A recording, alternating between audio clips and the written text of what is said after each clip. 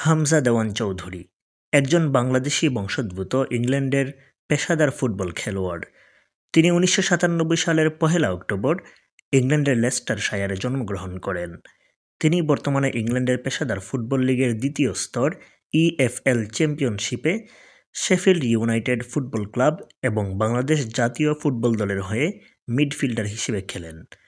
তিনি মূলত defensive midfielder হিসেবে খেলে থাকলেও মাঝে মধ্যে সেন্ট্রাল মিডফিল্ডার হিসেবেও খেলে থাকেন। ব্যক্তিগত জীবন: হামজা চৌধুরী জন্মগতভাবে একজন বাংলাদেশি মা ও গ্রেনেডীয় পিতার সন্তান। তার মায়ের নাম রাফিয়া চৌধুরী এবং বাবার নাম দেওয়ান গোলাম মুর্শিদ চৌধুরী। হামজা একটি ঐতিহ্যবাহী বাঙালি মুসলিম পরিবারে নিজের মাতা ও সৎ পিতার কোলে বেড়ে ওঠেন এবং শৈশব থেকেই তিনি বাংলাদেশ সফর করছেন। তার মায়ের পৈতৃক নিবাস হল বাংলাদেশের হবিগঞ্জের বাহুবলে।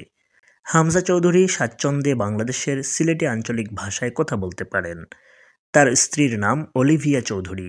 হামজা চৌধুরী ৩ সন্তানের জনক: কন্যা দেওয়ান এনায়া হুসাইন চৌধুরী, পুত্র দেওয়ান ঈসা হুসাইন চৌধুরী এবং দেওয়ান ইউনুস হুসাইন চৌধুরী।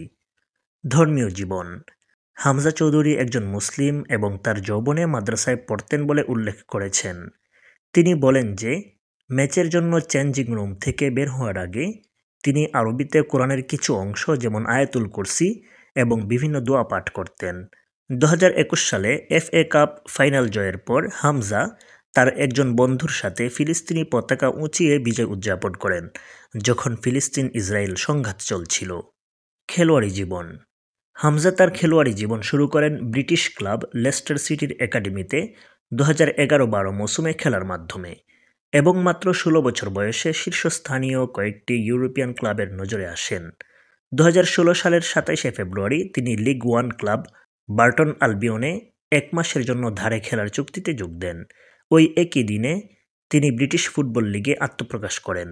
বার্টন আলবিয়নে তিনি ২টি মৌসুম অতিবাহিত করেন, যেখানে তিনি ২৬টি ম্যাচ খেলেন।